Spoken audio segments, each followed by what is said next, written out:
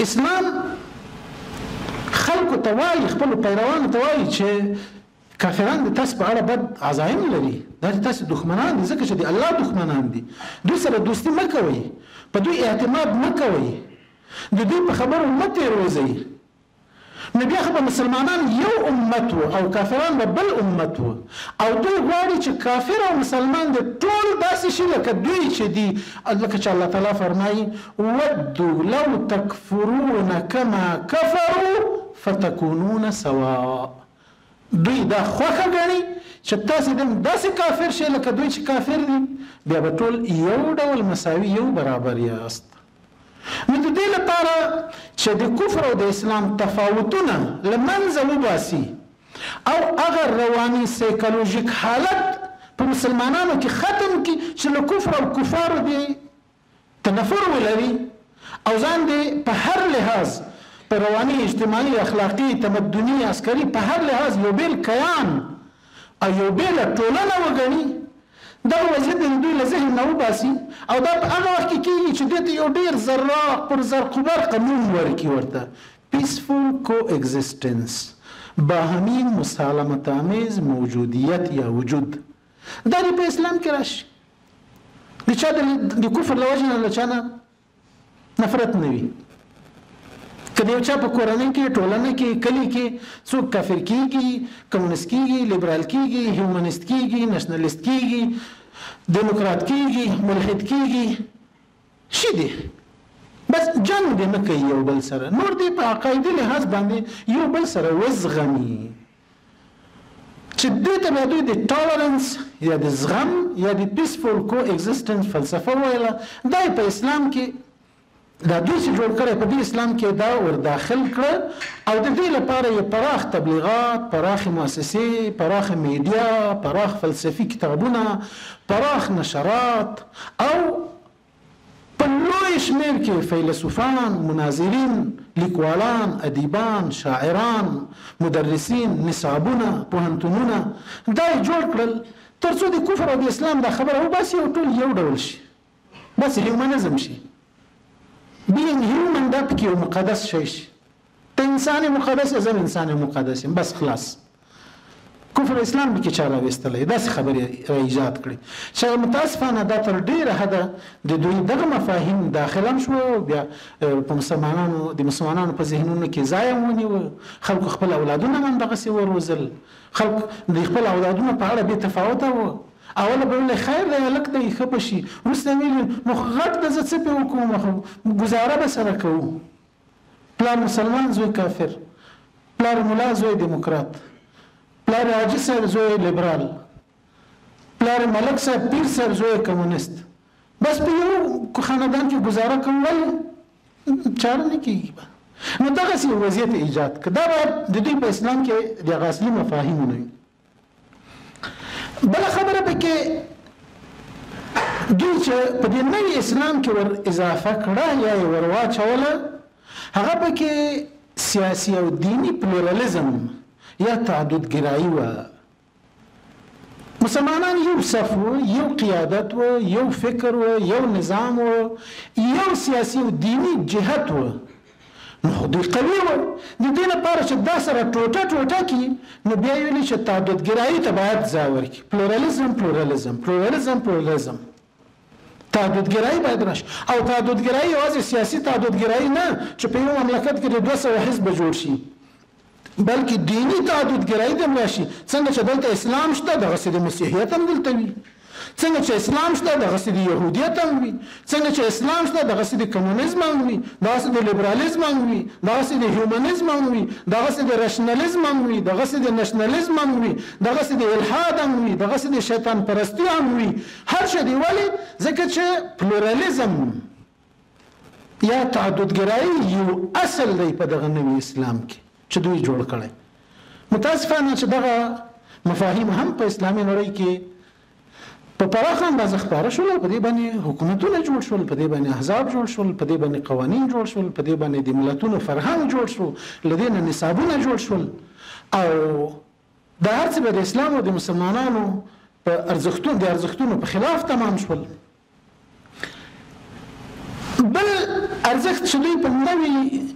جوړ شوي اسلام کې ور اچاو هغه دا چې نړیوالو قوانینو او اصولو ته تحاکم او احترام د هر څه په اړه چې فیصله کېږي نړیوال څه وایي او دا د نړیوال ټکی دومره ډیر استعمال کړي چې نړیواله ټولنه نړیوال قانون نړیوال ځواکونه یو څو اشغالګر ظالم بې رحمه ځواکونه به راغله دلته به مسلمانان وژل دوی به ورته نړیوالو قواوې ویلې د نړیوال معنا خو دا ده چې په دې کې دي د هر مملکت یو څوک موجود وي دا خو یو څو اشغالګر ظالم قوتونه وو خو دوی به هر څه ته نړیوال د دوی قانون دی نړیوال قانون وي څه هم د موږ د اسلام د هېڅ جز پکې نه وي نړیوال اخلاق نړیوال قانون نړیواله د حقوقو محکمه نړیواله قواوي نړیواله د بشر د حقوق اعلامیه هر څه نړیوال معنا دا چې مسلمانان د خپل احکام خپل روا او ناروا خپل کتاب خپل پیغمبر خپل هغه وحی ته چې الله را نازل کړی ده دې ته د تحاکم نه کوي نړیوالو سره د په یوه لاره ځي له دوی سره د په یوه لاره ځي دې هم ډېر ځای ونیوه بله خبره پکې دا وه چې د دغه اسلام لپاره چې دوی ایجاد کړ دوی بیا په بل کال باندې همدغه رنګ کارپوریشن یو بل کتاب ولیک یو بل لویه طرح یې جوړه کړه او هغه دا وه چې په اسلامي نړۍ کې د میانرو افکارو او جهتونو یوه شبکه جوړول په ټوله اسلامي نړۍ کې اعتدالګرا خلک تقویه کول هغوی ته احزاب جوړول تلویزیونونه په لاس ورکول راډیوګانې په لاس ورکول اخبارونه مجلې په لاس ورکول پوهنتونونه ورته ایجادول مکتبونه ورته ایجادول مؤسسات ورته ایجادول د وینا او د تبلیغ منابر ورته ایجادول د دوی د فکري ادبیاتو د خپرولو لپاره پیسې او مطبعې ورته جوړول دا ټول یې وکړل وایي ځکه چې که په اسلامي نړۍ کې موږ دا نوی اسلام خپل خلکو ته رسول د موږ له لاسه خلک نه اخلي وایي تاسې کافر یې موږ باید یوه شبکه د میانه روها د دوی په اصطلاح داسې ایجاد کړو چې همدغه د موږ افکار دوی په مسلمانانو کې خپاره کړي ووایي چې خو موږ مسلمانان یو او هغه نور چې دي چې دا جنګ کوي جهاد کوي دا خو افراطیان دي دا خو بنسټپالي دي دا خو دهشتګرد دي دا خو تنګ نظر دي دا عقبګرا دي او موږ متمدن خلک یو موږ معتدل خلک یو دغه خلک باید ایجاد شي او د دوی لپاره ښه ډېر وسایل په لاس ورکړل شي متاسفانه چې دا هر څه موږ تاسو په خپل وطن کې ولیدل دلته یو هیواد چې ترمیم ډیر خلک په ګیډه ماړه نه وه او په تن پټ نه وه بچي مکتب او کتاب او قلم نه درلوده دوی ورته 2500 راډیویي سټیشنونه جوړ کړل او 95 ورته تلویزیوني سټیشنونه جوړ کړل 95 یعنی 300 او 45 نشراتي سټیشنه دی ولسته جوړ کول تعددګرایي معتدل اسلام دیموکراسي لیبرالیزم زغم دا مفاهیم باید په دومره پیوانه خپاره کړي د ګویبلز د جرمني د اطلاعات فرهنګ د وزیر په وینا چې وایي دومره دروغ ووایه چې د خلکو یقین راشي چې دا رښتیا ده همدومره د خپل مفاهیم موږ ته تلقین کړه چې باید د موږ نوي نسل هم ورسره ومنل داسې ومنل چې هغوی تله دوی ورته ویلې وایي ته لاړې زه دې چا ته پرېښودم په د تیارو په ټایرو پسې ځانونه ځوړند کړم بیخي هوش و حواس عقل دا ورته بیخي تللي وه داسې ښکارېده لکه ملایکې چې ځي دوی باید په پښو پورې ځان ورته ځوړند کړي چې دوی هم جنت ته لاړ شي دا وطن ورته نور جهنم ښکارېده ولې دا د دغه 345 سټیشنونو او تبلیغاتي مراکزو تاثیر و چې د خلکو په روح و روان باندې کړی و رواني تشکل د خلکو داسې شوی و چې دا خپل یې پردي ګڼل او هغه پردي یې خپل ګڼل خپل ارزښتونه یې بدبختي ګڼله پردي ارزښتونه یې سعادت ګاڼه نو د دغې شبکې د ایجاد لپاره امریکا په میلیارډونو ډالر په ټوله اسلامي نړۍ کې مصرف کړل او شبکې جوړې کړې، تنظیمونه یې جوړ کړل، حتی مدارس او مکاتب یې جوړ کړل، حتی چې د امریکا ولایتي دفترونه به چې د PRT په نامه یادېدل، مساجد به یې جوړول، مدرسې به یې جوړولې، ځینې ملایانو ته به یې تنخواې ورکولې، مشرانو، پیرانو، مخورو، معاصرو خلکو ته به یې تنخواې ورکولې، تر څو هغوی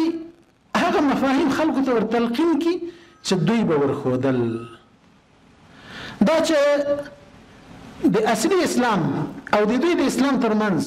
فرقونه څه شی دي، هغه 11 فرقه دوی 12 فرقه دوی مشخص کړي دي چې که دغه 12 ټکي په چا کې وه نو هغه متمدن مسلمان دی یا مودریټ یا معتدل مسلمان دی، او که په چا کې نه و هغه بیا افراطګرا مسلمان دی. سبحانك اللهم وبحمدك نشهد ان لا اله الا انت نستغفرك ونتوب اليك. السلام عليكم ورحمه الله وبركاته.